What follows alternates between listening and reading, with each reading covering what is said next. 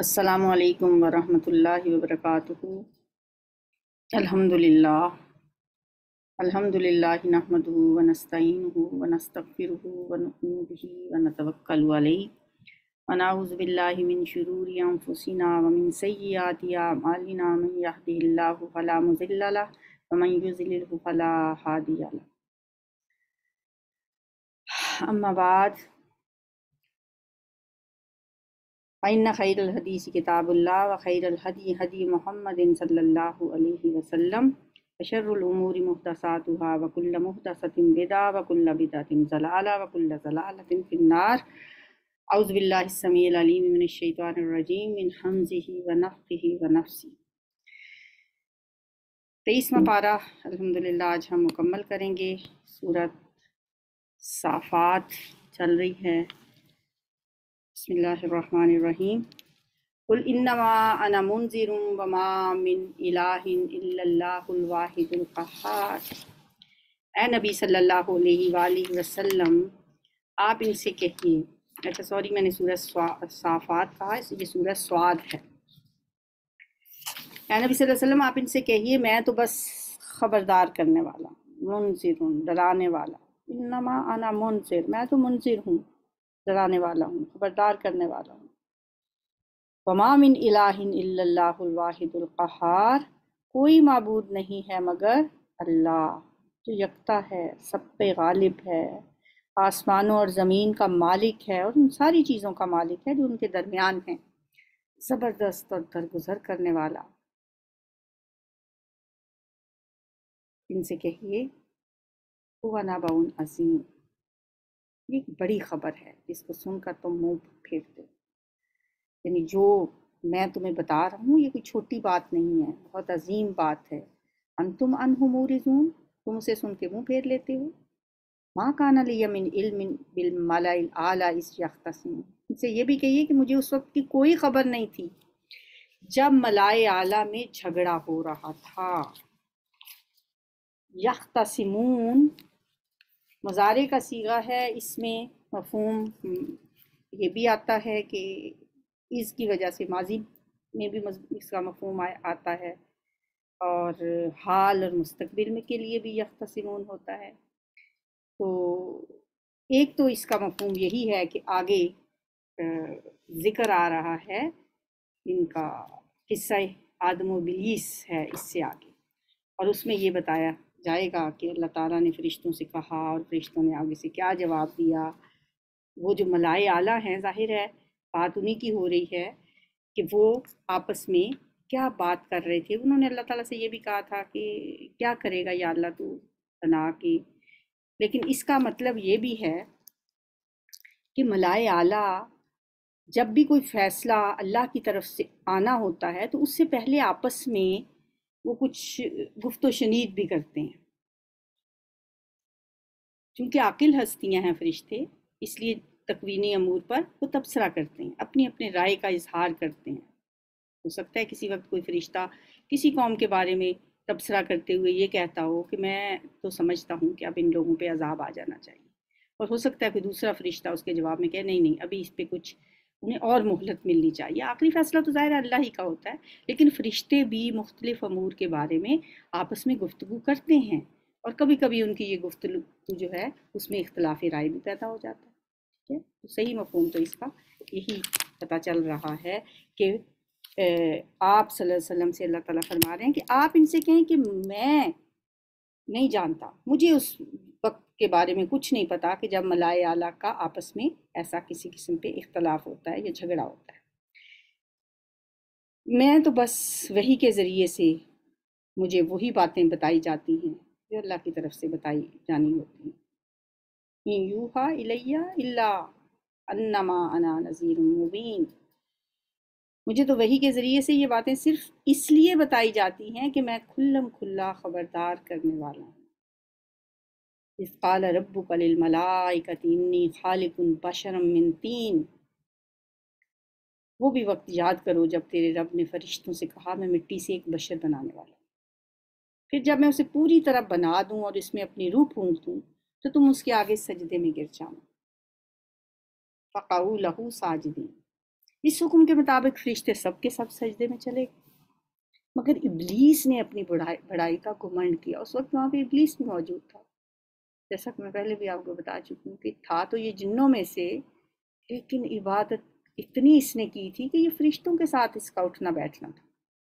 اس وقت یہ وہاں پہ موجود تھا، اس نے اپنی بڑائی کا گھمنڈ کیا اور وہ کافروں میں سے ہو گیا۔ یعنی چاہیے تو یہ تھا کہ جب اللہ نے حکم دیا کہ سب سجدے میں گر جاؤ، تو جیسے فرشتے سجدے میں گر گئے، اس کو بھی سجدے میں چلے جانا چاہیے تھا، لیکن استکبارہ، اس نے تکبر کیا، وکان من الکافرین۔ قال یا ابلیس ما منعک ان تسجد لما خلقت بیدی، اللہ تعالیٰ نے پوچھا اے ابلیس تجھے کیا چیز اس کو سجدہ کرنے سے رکاوٹ بنی جسے میں نے اپنے ہاتھوں سے بنایا ہے؟ تو بڑا بن رہا ہے یا تو ہے ہی کچھ اونچے درجے کی چیز؟ کیا یہ صرف تکبر ہے یا تو اپنے آپ کو ویسے ہی کوئی اعلیٰ چیز سمجھتا ہے؟ قال انا خیر منہ، اس نے کہا میں اس سے بہتر ہوں، آپ نے مجھے آگ سے پیدا کیا اور اس کو مٹی سے، یعنی اس کا خیال تھا کہ آگ مٹی سے بہتر ہے، میں اچھا تو یہاں سے نکل جا، تو مردود ہے اور تیرے اوپر یوم الجزا تک میری لعنت ہے، وَإِنَّ عَلَيْكَ لَعْنَتِي إِلَى يَوْمِ الدِّينِ۔ وہ بھی آگے سے ترکی بترکی جواب دے رہا ہے، قال ربی فانظرنی الی یوم یبعثون، کہنے لگا تو پھر اس وقت تک کے لیے مجھے مہلت دے دیں جب یہ لوگ دوبارہ اٹھائے جائیں گے۔ قال فإنک من المنظرین، اللہ نے فرمایا ٹھیک ہے تجھے مہلت ہے اس دن تک، الی یوم الوقت المعلوم، جس کا وقت سب کو معلوم ہے، مجھے معلوم ہے۔ قالا، فرمایا، اللہ تعالیٰ نے کہا، قالا، ابلیس نے جواب دیا، فَبِعِزَّتِكَ لَأُغْوِيَنَّهُمْ أَجْمَعِينَ، اس نے کہا تیری عزت کی قسم میں ان سب کو بہکا کر رہوں گا، سوائے تیرے ان بندوں کے جنہیں تو نے خالص کر لیا ہے۔ بس خالص کیے ہوئے چنے ہوئے بندے ہی اس سے بچتے ہیں۔ اگر ابلیس کے ہتھ کنڈوں سے، اس کی چالوں سے، اس کی وسوسوں سے اگر کوئی شخص بچتا ہے تو اس میں اس کا کوئی کمال نہیں، الا عبادک منہم المخلصین، سمجھ لیں کہ پھر اللہ نے ہی آپ کو خالص کر لیا اگر آپ اس کے ہتھ کنڈوں سے بچ جاتے ہیں۔ اللہ نے فرمایا قال فالحق والحق اقول، آپ نے فرمایا تو اللہ نے فرمایا تو حق یہ ہے اور میں حق ہی کہا کرتا ہوں، لَأَمْلَأَنَّ جَهَنَّمَ مِنْكَ وَمِمَّنْ تَبِعَكَ مِنْهُمْ أَجْمَعِينَ، میں جہنم کو تجھ سے اور ان سب لوگوں سے بھر دوں گا جو ان انسانوں میں سے تیرے پیچھے چلیں گے، جو تیری پیروی کرنے والے ہوں گے، جہنم ٹھکانہ ہوگا تم دونوں کا۔ قُلْ مَا أَسْأَلُكُمْ عَلَيْهِ مِنْ أَجْرٍ وَمَا أَنَا مِنَ الْمُتَكَلِّفِينَ، کہ نبی صلی اللہ علیہ وسلم آپ ان سے کہیے کہ میں اس تبلیغ پر تم سے کوئی اجر نہیں مانگتا اور نہ میں کوئی تکلف کرنے والوں میں سے ہوں، بناوٹی لوگوں میں سے ہوں، یہ تو ایک نصیحت ہے تمام جہان والوں کے لیے، اور تھوڑی مدت ہی گزرے گی کہ تمہیں اس کا حال خود معلوم ہو جائے گا۔ وَلَتَعْلَمُنَّ نَبَأَهُ بَعْدَ حِینٍ، اس کے آگے ہے سورۃ الزمر۔ سورۃ زمر جو ہے اس میں اس کا جو نمبر ہے ترتیب میں وہ 59 ہے، اور نزولی ترتیب کے اعتبار سے، اور مصحف میں یہ 39 نمبر پہ آتی ہے سورۃ میں۔ اس میں 75 آیات ہیں، 8 رکوع ہیں۔ نام اس کا زمر اس وجہ سے ہے کہ زمر کا مطلب ہوتا ہے گروہ در گروہ۔ اس میں ذکر ہے کہ جنتیوں کو جنت کی طرف، الی الجنت زمرا، گروہ در گروہ لے جایا جائے گا، اور جہنمیوں کو جہنم کی طرف گروہ در گروہ لے جایا جائے گا۔ بیسک اس کا جو موضوع ہے وہ عقیدہ توحید ہے۔ بسم اللہ الرحمن الرحیم، تنزیل الکتاب من اللہ العزیز الحکیم، اس کتاب کا نزول اللہ زبردست اور دانا کی طرف سے ہے۔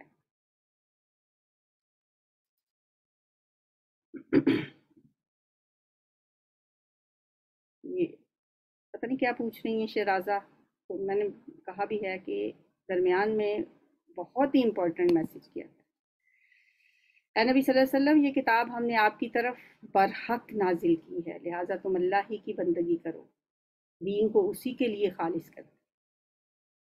خبردار، دین خالص اللہ کا حق ہے، رہے وہ لوگ جنہوں نے اس کے سوا دوسرے سرپرست بنا رکھے ہیں اور اپنے اس فعل کی توجیہ یہ کرتے ہیں کہ ہم تو ان کی عبادت صرف اس لیے کرتے ہیں کہ وہ اللہ تک رسائی کرا دیں. مَا نَعْبُدُهُمْ إِلَّا لِيُقَرِّبُونَا إِلَى اللَّهِ زُلْفَىٰ. ہم تو بس اس لیے کرتے ہیں کہ یہ ہمیں اللہ کے قریب کر دیں، اللہ تک ہمیں رسائی کرا دیں. جیسے آج کل بھی آج کا جو شرک ہے نا وہ ایسا ہی ہے. آج بھی لوگ یہی کہتے ہیں. اب دیکھیں نا، ہم کسی وزیر اعظم کے پاس ڈائریکٹ چلے جائیں تو کیا وہ ہماری بات سنیں گے؟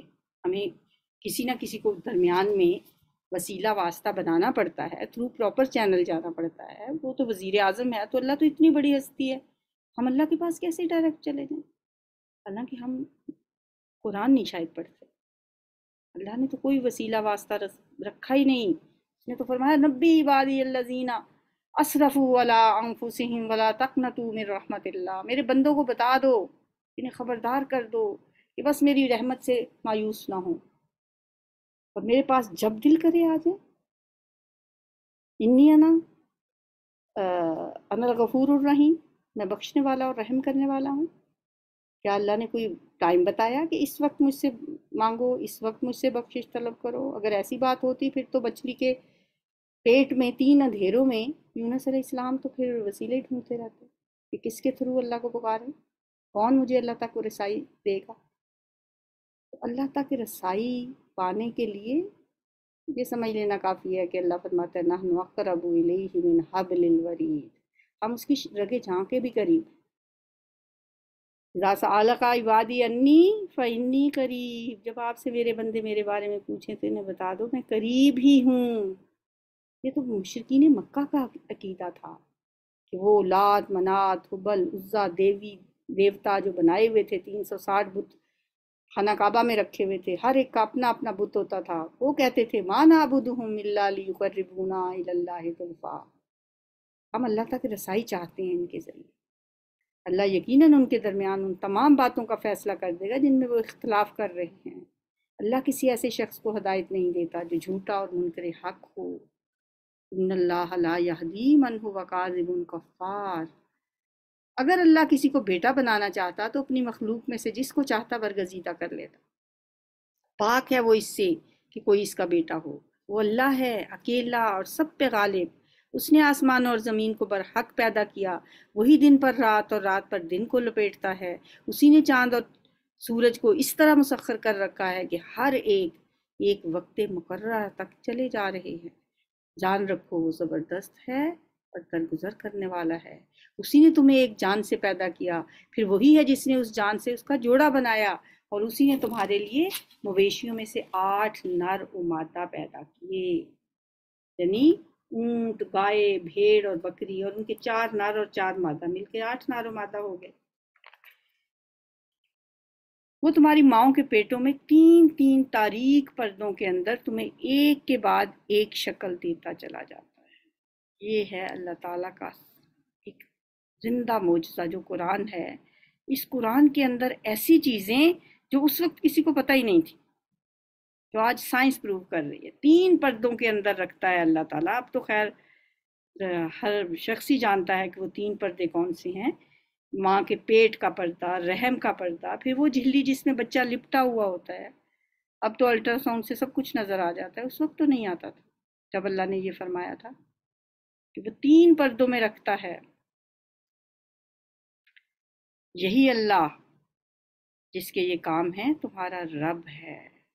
ذالکم اللہ ربکم لہ الملک، بادشاہی اسی کی ہے. لا الہ الا ہو، کوئی معبود اس کے سوا نہیں. پھر تم کدھر پہ آئے جا رہے ہو؟ فَأَنَّىٰ تُصْرَفُونَ. اگر تم کفر کرو تو اللہ تم سے بے نیاز ہے، لیکن وہ اپنے بندوں کے لیے کفر پسند نہیں کرتا. اگر تم شکر کرو تو اسے وہ تمہارے لیے پسند کرتا ہے. وَإِن تَشْكُرُوا يَرْزَقْهُ لَكُمْ وَلَا تَزِرُ وَازِرَةٌ وِزْرَ أُخْرَىٰ. کوئی بوجھ اٹھانے والا کسی دوسرے کا بوجھ نہیں اٹھائے گا. آخر کار تم سب کو اپنے رب کی طرف پلٹنا ہے، پھر وہ تمہیں بتا دے گا کہ تم کیا کرتے رہے ہو. وہ تو دلوں کا حال تک جانتا ہے. اِنَّهُ عَلِیمٌ بِذَاتِ الصُّدُورِ. جب انسان پر کوئی آفت آتی ہے تو وہ اپنے رب کی طرف رجوع کر کے اسے پکارتا ہے. پھر جب اس کا رب اسے اپنی نعمت سے نواز دیتا ہے تو وہ اس مصیبت کو بھول جاتا ہے جس پر وہ پہلے پکار رہا تھا. انسان کی نیچر یہی ہے، اور اللہ نے تو بنایا ہے نا انسان کو، اس سے بڑھ کر کون جانتا ہوگا اس کو؟ الا یعلم من خلق، کیا وہ نہیں جانے گا جس نے پیدا کیا؟ پھر وہ اس مصیبت کو بھول جاتا ہے جس پر وہ پہلے پکار رہا تھا، اور دوسروں کو اللہ کا ہمسر بنانے لگتا ہے تاکہ اس کی راہ سے گمراہ کر دے۔ اے نبی صلی اللہ علیہ وآلہ وسلم، اس سے کہو کہ تھوڑے دن اپنے کفر سے لطف اٹھا لے، یعنی جو شخص ایسا کرتا ہے یقیناً تو دوزخ میں جانے والا ہے، انک من اصحاب النار۔ کیا اس شخص کی روش بہتر ہے یا اس شخص کی جو مطیع فرمان ہے، رات کی گھڑیوں میں کھڑا رہتا ہے اور سجدے کرتا ہے، آخرت سے ڈرتا ہے اور اپنے رب کی رحمت سے امید لگاتا ہے؟ ان سے پوچھو کیا جاننے والے اور نہ جاننے والے دونوں کو بھی برابر ہو سکتے ہیں؟ قل هل يستوي الذين يعلمون والذين لا يعلمون انما يتذكر اولو الالباب۔ نصیحت تو عقل والے ہی قبول کرتے ہیں، دانش مند جو ہوتے ہیں، حقیقی دانش مند تو وہی ہوتے ہیں جو نصیحت قبول کر لیتے ہیں۔ اے نبی صلی اللہ علیہ وسلم، ان سے کہیے، اے میرے بندو جو ایمان لائے ہو، اپنے رب سے ڈرو۔ جن لوگوں نے اس دنیا میں نیک رویہ اختیار کیا ہے ان کے لیے بھلائی ہے، اور اللہ کی زمین بہت وسیع ہے۔ وارض اللہ واسعہ، یعنی اگر ایک جگہ پہ اللہ کے دین پہ چلنا، اللہ کی بندگی کرنے والوں کے لیے وہ جگہ تنگ ہو جاتی ہے، ایک ملک، کوئی شہر، کوئی علاقہ، تو دوسری جگہ چلا جائے جہاں یہ مشکلات نہ ہوں۔ اللہ کی زمین بڑی وسیع ہے۔ وارض اللہ واسعہ انما یوفی الصابرون اجرہم بغیر حساب۔ صبر کرنے والوں کو تو ان کا اجر بے حساب دیا جائے۔ اے نبی صلی اللہ علیہ وآلہ وسلم، ان سے کہیے، مجھے حکم دیا گیا ہے کہ دین کو اللہ کے لیے خالص کر کے اس کی بندگی کروں، مجھے یہ حکم دیا گیا، اور مجھے یہ بھی حکم دیا گیا ہے کہ سب سے پہلے میں خود مسلم بنوں۔ انی امرت ان اعبد اللہ مخلصا لہ الدین وامرت، اور مجھے یہ بھی حکم دیا گیا ہے لان اکون اول المسلمین، پہلا فرما بردار، پہلا مسلم میں ہی بنوں۔ قل انی اخاف ان عصیت ربی عذاب یوم عظیم، کہ میرے رب کا تو یہ حکم ہے، اگر میں اپنے رب کی نافرمانی کروں تو مجھے ایک بڑے دن کے عذاب کا خوف ہے۔ کہہ دو کہ میں تو اپنے دین کو اللہ کے لیے خالص کر کے اسی کی بندگی کروں گا، تم اس کے سوا جس چیز کی بندگی کرنا چاہتے ہو کرتے رہو۔ فَاعْبُدُوا مَا شِئْتُم مِّن دُونِهِ، سورۃ الکافرون میں بھی تو یہی ہے نا، لَکُمْ دِینُکُمْ وَلِیَّ دِین۔ قُلْ إِنَّ الْخَاسِرِينَ الَّذِينَ خَسِرُوا أَنفُسَهُمْ، کہ یہ اصل دیوالیے تو وہ لوگ ہیں جنہوں نے قیامت کے دن اپنے آپ کو اور اپنے اہل و عیال کو گھاٹے میں ڈال دی۔ الا ذالک هو الخسران المبین، خوب سن رکھو، یہ بہت کھلا دیوالیہ ہے، یہ بہت بڑا نقصان ہے، کھلا نقصان ہے۔ ان پر آگ کی چھتریاں اوپر سے بچھائی ہوں گی، نیچے سے بھی۔ یہ وہ انجام ہے جس سے اللہ اپنے بندوں کو ڈراتا ہے، بس ہے میرے بندوں میرے غضب سے بچو۔ یا عبادی فتقون، بخلاف اس کے جن لوگوں نے طاغوت کی بندگی سے اجتناب کیا اور اللہ کی طرف رجوع کر لیا، ان کے لیے خوشخبری ہے، لہم البشریٰ فبشر عبادی، اے نبی بشارت دے دو میرے ان بندوں کو، الذین یستمعون القول، جو بات کو غور سے سنتے ہیں اور اس کے بہترین پہلو کی پیروی کرتے ہیں۔ اولئک الذین ھداھم اللہ واولئک ھم اولو الالباب، یہ وہ لوگ ہیں جن کو اللہ نے ہدایت بخشی ہے اور یہی عقل مند ہیں اور دانش مند ہیں۔ افمن کان حق علیہ کلمۃ العذاب افانت تنقذ من فی النار، اے نبی اس شخص کو کون بچا سکتا ہے جس پر اللہ کا عذاب کا فیصلہ چسپاں ہو چکا ہو؟ کیا آپ اسے بچا سکتے ہیں جو آگ میں گر چکا ہو؟ البتہ جو لوگ اپنے رب سے ڈر کر رہے ان کے لیے بلند عمارتیں ہیں، غرف من فوقہا غرف مبینہ، بلند عمارتیں منزل پر منزل بنی ہوئی جن کے نیچے نہریں بہہ رہی ہوں گی۔ یہ اللہ کا وعدہ ہے، اللہ کبھی اپنے وعدے کی خلاف ورزی نہیں کرتا۔ لا یخلف اللہ المیعاد، کیا آپ دیکھتے نہیں کہ اللہ نے آسمان سے پانی برسایا، پھر اس کو سوتوں اور چشموں اور دریاؤں کی شکل میں زمین کے اندر جاری کر دیا۔ ینابیع کا جو لفظ ہے نا، فسالکہ ینابیع، ینابیہ کے مفہوم میں تینوں معنی آتے ہیں۔ زمین سے جو پانی کے سوتے پھوٹتے ہیں، چشمے اور دریا، یہ سب ینابی کے مفہوم میں آتے ہیں۔ پھر اس پانی کے ذریعے سے وہ طرح طرح کی کھیتیاں نکالتا ہے جن کی قسمیں مختلف ہیں۔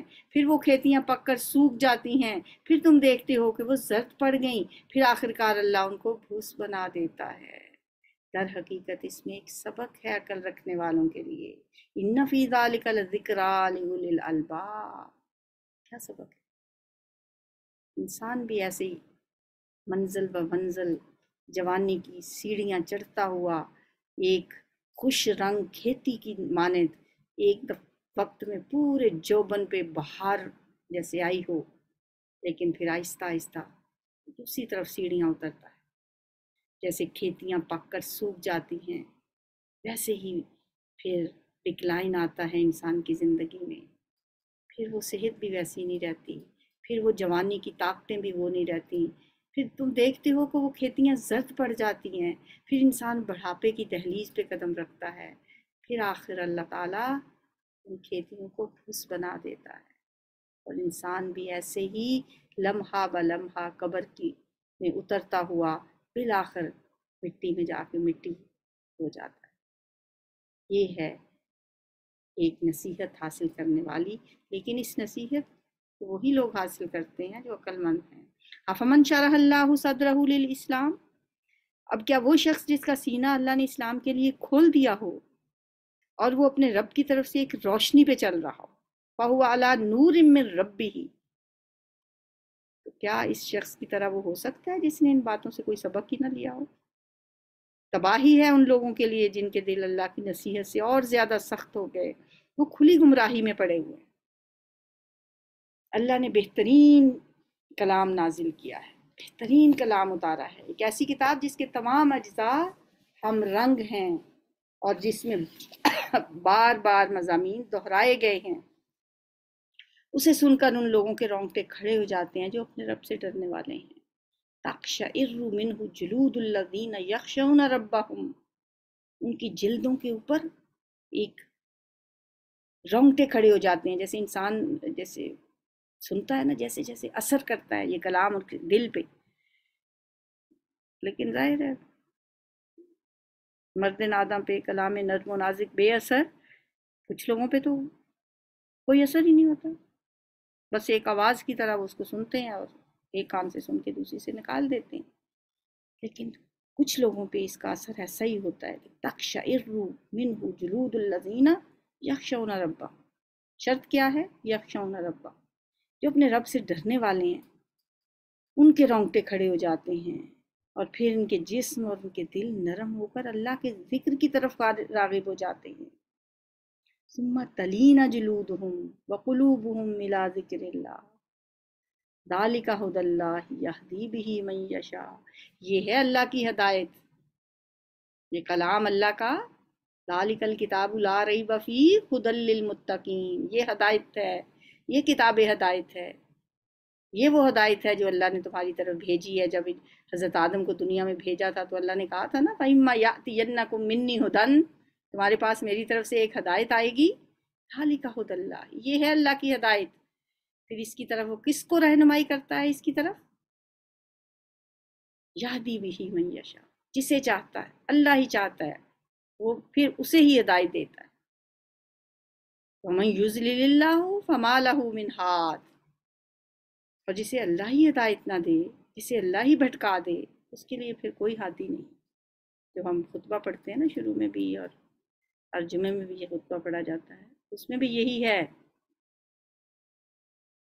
من یہدہ اللہ فلا مضل لہ ومن یضللہ فلا ہادی لہ، جس کو اللہ ہدایت دے دے پھر اسے کوئی گمراہ نہیں کر سکتا، اور جسے وہ گمراہ کر دے فلا ہادی لہ، پھر اس کے لیے کوئی ہدایت دینے والا نہیں ہے۔ افمن یتقی بوجہہ سوء العذاب یوم القیامہ، اب اس شخص کی بدحالی کا آپ کیا اندازہ کر سکتے ہیں جو قیامت کے روز عذاب کی سخت مار اپنے منہ پر لے گا؟ ایسے ظالموں سے تو کہہ دیا جائے گا کہ اب چکھو مزہ اس کمائی کا جو تم کرتے رہے تھے۔ ان سے پہلے بھی بہت سے لوگ اسی طرح جھٹلا چکے ہیں، آخر ان پر عذاب ایسے رخ سے آیا جدھر ان کا خیال بھی نہیں جا سکتا تھا۔ پھر اللہ نے ان کو دنیا ہی کی زندگی میں رسوائی کا مزہ چکھایا، اور آخرت کا عذاب تو اس سے شدید تر ہے۔ کاش یہ لوگ جان لو کانوا یعلمون۔ ہم نے اس قرآن میں لوگوں کو طرح طرح کی مثالیں دی ہیں کہ یہ ہوش میں آئیں۔ ایسا قرآن جو عربی زبان میں ہے، جس میں کوئی ٹیڑھ نہیں ہے، تاکہ یہ برے انجام سے بچیں۔ اللہ ایک مثال دیتا ہے، ضرب اللہ مثلا، ایک شخص تو وہ ہے جس کے مالک ہونے میں بہت سے کج خلق آقا شریک ہیں، یعنی ضدی قسم کے مالک ایک غلام کے، اور ایک نہیں اور کئی ہیں۔ وہ ایک تو وہ ہیں زیادہ، بہت سے ہیں، اور دوسرے پھر وہ ضدی ہٹ دھرم کج خلق، اور وہ اسے اپنی اپنی طرف کھینچتے ہیں۔ اور دوسرا شخص وہ ہے جس کا ایک ہی آقا ہے، ایک ہی مالک ہے۔ کیا ان دونوں کا حال یکساں ہو سکتا ہے؟ حل یستویان مثلا، الحمدللہ۔ پھر اکثر لوگ نادانی میں پڑے ہوئے ہیں۔ یہ مثال اللہ تعالیٰ کیوں دے رہے ہیں؟ کیا بتانا چاہ رہے ہیں یہ دو آقاؤں کی اور ان کے غلاموں کی بات؟ یعنی ایک آقا کی غلامی اور بہت سے آقاؤں کی غلامی کا فرق اللہ تعالیٰ سمجھانا چاہ رہے ہیں۔ ایک ایسا شخص ہے جو غلام ہے اور اس کے کئی آقا ہیں، اور ہیں بھی وہ بڑے ٹیڑھے دماغ کے۔ ایک اس کو ایک طرف بلاتا ہے، دوسرا دوسری طرف بلاتا ہے۔ ایک کہتا ہے یہ کام پہلے کرو، دوسرا کہتا ہے نہیں یہ تو اتنا ہم نہیں ہے، پہلے یہ والا کام کرو۔ اب سوچیں کہ اس شخص کا کیا حال ہوگا، جبکہ ایک دوسرا ایسا غلام ہے جس کا ایک ہی مالک ہے۔ کیا یہ دونوں برابر ہو سکتے ہیں؟ وہ تو بڑے سکون سے اپنے مالک کی مرضی کے مطابق جیسے وہ کہتا ہے ویسے وہ کام کر لیتا ہے۔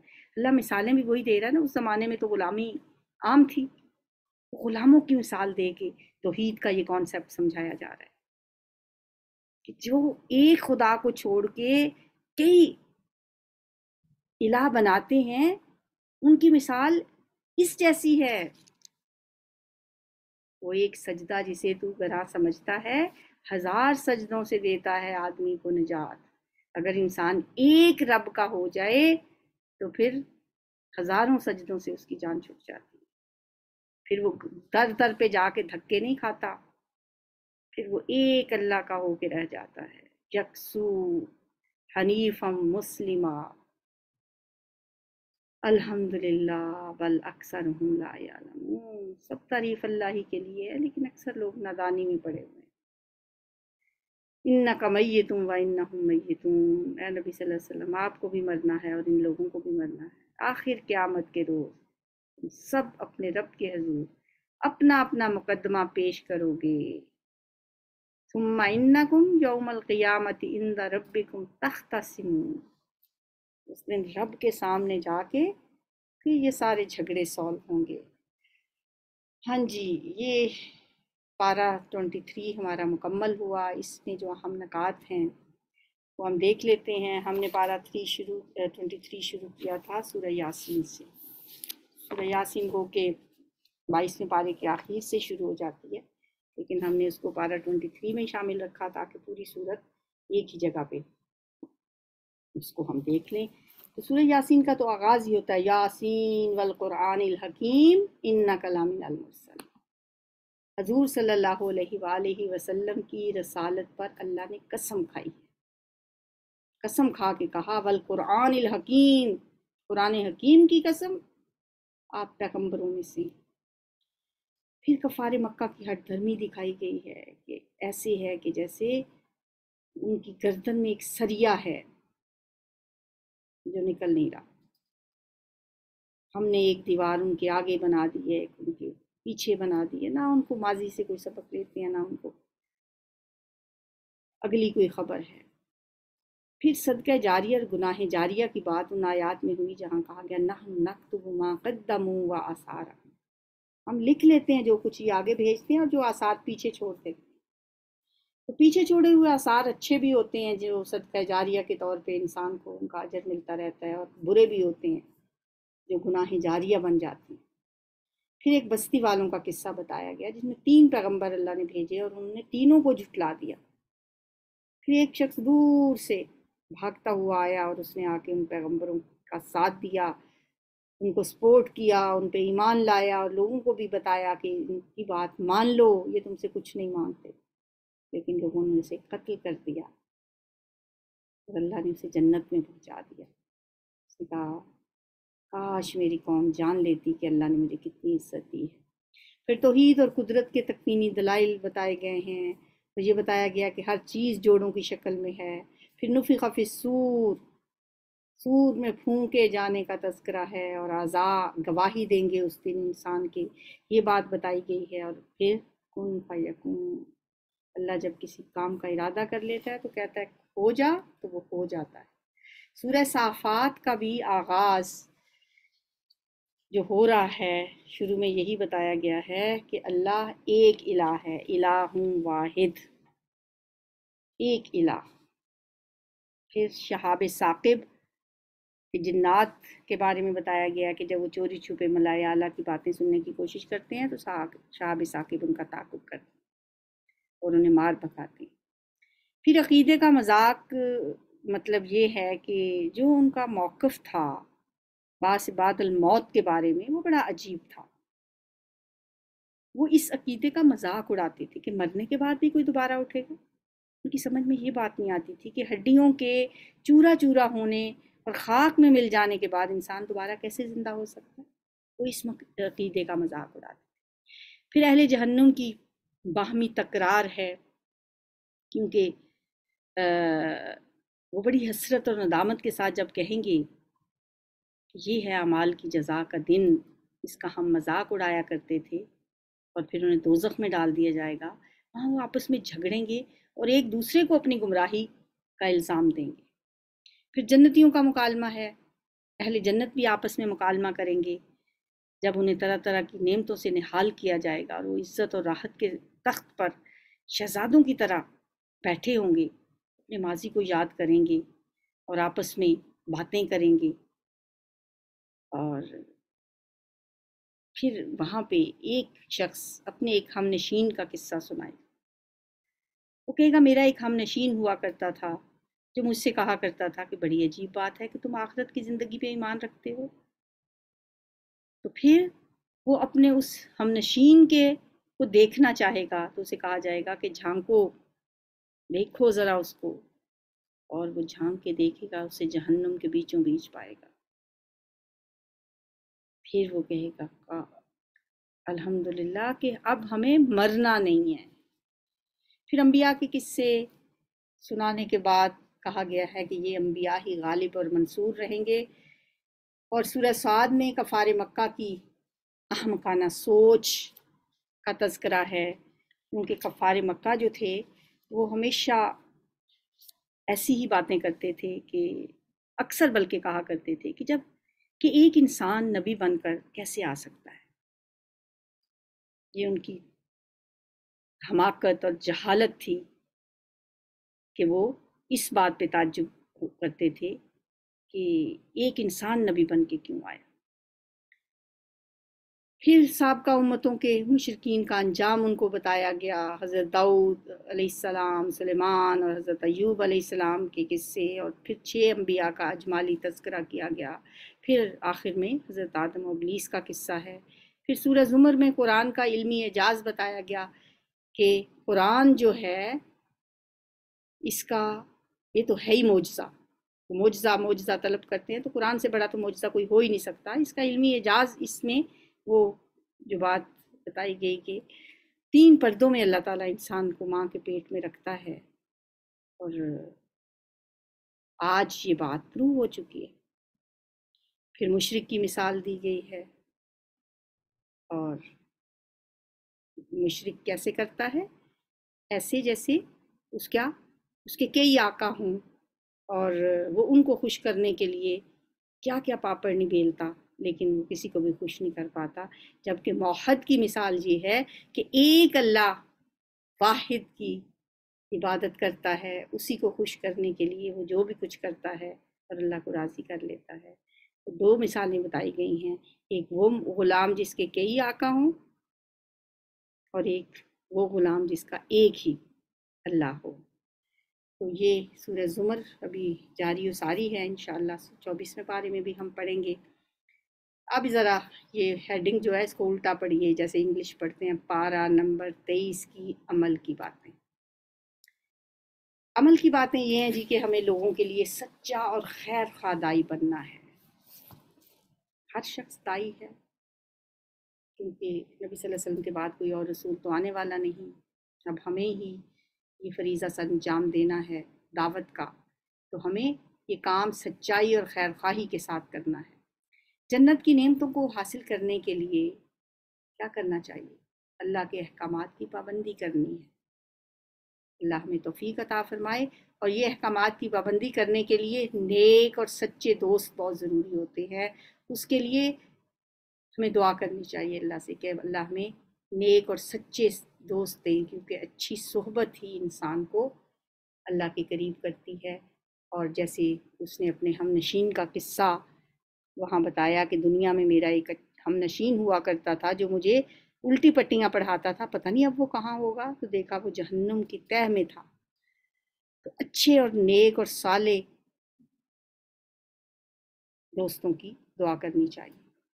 حق بات کو غور سے سننا، تحمل سے سننا، ظاہر ہے سنیں گے نہیں تو عمل کیسے کریں گے؟ غور سے سنیں، اور تاکہ پھر اس کے بارے میں عمل کی طرف انسان متوجہ ہو۔ کوئی جو سنے گا ہی نہیں وہ تو پھر اس دن کہے گا لو کننا نسمع و نعقل، کاش ہم سن لیتے۔ حسرت کریں گے اہل جہنم کہ ہم نے سنا نہیں تھا۔ اب ہے جی 23ویں پارے میں دعا، بڑی اہم دعا ہے، ربی حب لی من الصالحین، اے میرے رب مجھے نیک اولاد عطا فرما۔ پیغمبروں کی دعائیں ہیں، ہمیں یاد رکھنی چاہیے، نیک اور صالح اولاد کے لیے یہ دعا مانگنی چاہیے، ربی حب لی من الصالحین۔ چلیں جی اب ہم بھی دعا کر لیتے ہیں۔ مسز طارق کی ساس جو کہ میری بیٹی کی بھی دادی ساس ہیں، ان کا کل انتقال ہو گیا، اللہ تعالیٰ ان کی مغفرت فرمائے۔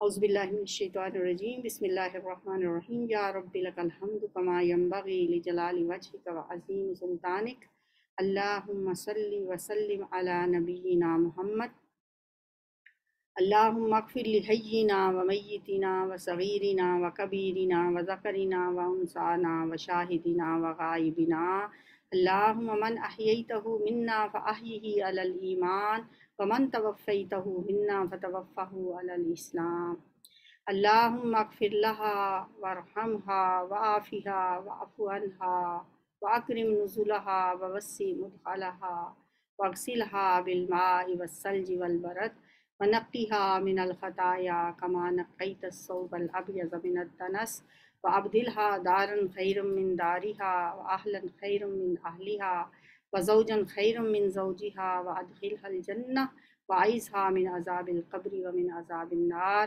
یا اللہ جو لوگ بھی فوت ہو چکے ہیں، یا اللہ ہمارے عزیز رشتہ دار، بہن بھائی، ماں باپ، ہمارے جاننے والے، ہم سب کے جو بھی قریبی عزیز یا ہمارے پیارے جو اس دنیا سے چلے گئے ہیں، یا اللہ ان سب کی مغفرت فرما، ان کو اس دنیا کے گھر سے بہتر گھر عطا فرما، اس دنیا کے گھر والوں سے بہترین گھر والے عطا فرما، انہیں جنت الفردوس عطا فرما، قبر کے عذاب سے بچا، یا اللہ ان کی قبروں کو روشن و منور